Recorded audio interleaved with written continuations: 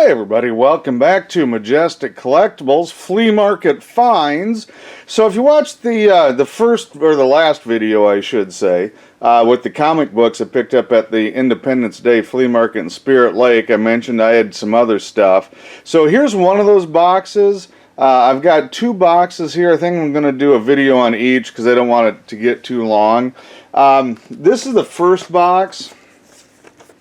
And these are DVDs. It looks like a VHS box, but they're not. They're DVDs. And I've got the whole set of the Combat series. So DVDs and movies are something I have always been interested in. But as far as the, I don't know, as far as reselling them, it's really gone in spurts. They kind of died, then they came back. Now they kind of died. Now they're kind of coming back. So I don't buy a lot of these. This is interesting because there are some stuff that still sell. And one of the things I still have pretty good luck with are the TV shows. The movies, the motion picture stuff, I don't have a lot of luck with it. But the TV shows, especially when you can get seasons, best of stuff doesn't help. You know, where they have just select episodes, you got to have the whole season.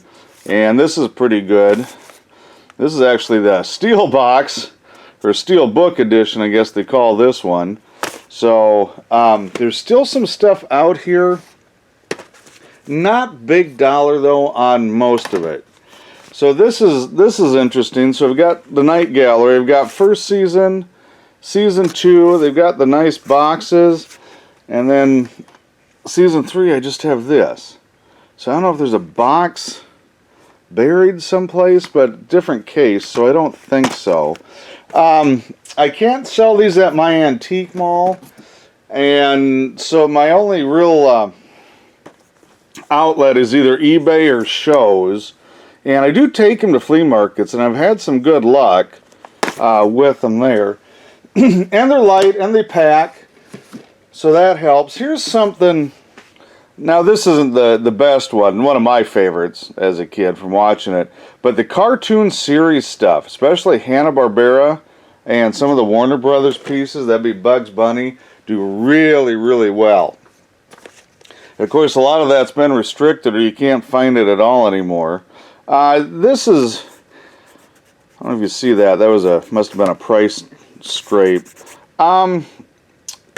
Most people watch them, and if they're a collector, they buy them sealed, especially when they're this new. So something like that really doesn't do a whole lot of damage. Here's a syndicated series. It was kind of a fun series. Bruce Campbell in it back in the 90s. Saw it on, you know, late night TV kind of thing. But this unusual stuff has a really good market because there's usually a pretty low production run on them. Here's another one that probably did not have a lot of releases. They probably had 1 or 2 releases on it. And so, you know, if you can get the whole set, that's usually pretty darn good. And even newer series, whoops, let me grab this here. So these newer series is Black Sails, which is not too old. There's 2, 3, and there's 1. Some people do collect like the lenticular or holograph cases, which that one does not have. So it is something where something like that does tend to sell a little quicker than the standard case. Here's another one. This is the guy that did the X-Files, Chris Carter. Complete series. Never seen it. I guess it's got mixed reviews on it, but still, complete series. A lot of these I'll get, you know, I'll get $10. And there's a Blu-ray. Usually you get at least 10 out of the Blu-ray, even used, sometimes more. And that's the 4th season. I got to put that back with the, there we go. Find my other first 3 seasons. So a lot of that stuff is pretty good. I've got about 200... I think into this box. It's not all DVDs, but I think I've got about $200 into this box. Sci-fi horror, especially the unusual stuff. You know, you'll see it on some of the streaming channels and even some of the free streaming channels. But the problem is now you got to subscribe to so many channels to get stuff like this. It's just easier to, you know, pick it up. Blaxploitation movie was actually very well done. If you've never seen it, I mean, it looks hokey. It's 70s. It was actually a decent movie. So, you know, check it out. William Marshall is Blackula on it. The drive-in movie stuff, not big dollars typically, but good sellers. Just, you know, for collectors of, you know, weird and unusual curio kind of stuff. Stuff that doesn't have a lot of, I guess, presence in your Walmarts. You know, those drive-in movies. They used to have them. They used to carry them all the time, but you don't see them as much. And there's another series there. And, you know, the old black and white Attack the 50-Foot Woman. Some of that stuff is kind of rare. I'll have to do some research, but probably not super big dollars. Some of these prices on here, I'm assuming the person I bought it from probably bought them a long time ago at the height of the market, so I don't think a lot of these are that high. That schlock drive-in stuff, again, it's very oddball. B-movie stuff, drive-in movie stuff, late-night movie stuff. This one, I actually probably didn't have a whole lot of value. I just came along for the ride there. I've just got a few more, and then I'll show you what else I've gotten here. So again, some more of that B-horror stuff, Scream Queen stuff. Hammer stuff usually sells. It's a little easier to get than it used to be. But the trick with the Hammer movies, you need to get the unedited version. Almost everything in the U.S. was edited. And so to get the original cinema version from the UK or Europe, those things sell pretty well, but I've seen maybe 2 in the last 20 years. So it's really, really hard to get on that unedited Hammer stuff. Probably on VHS, if it's unedited. And again, just a few more. You know, another group that sells is the Kung Fu movies. The 70s Kung Fu movies do really, really well. And again, not necessarily big bucks. Does not have to be Bruce Lee or anything. Carolyn Monroe, I think, on that one. Just that schlock, fun stuff. Roger Corman stuff. So that's it for the DVDs. Well, for now. I think there's some in the other box. We'll get to that later. Here's just a few other odds and ends. This is a really old set of binoculars.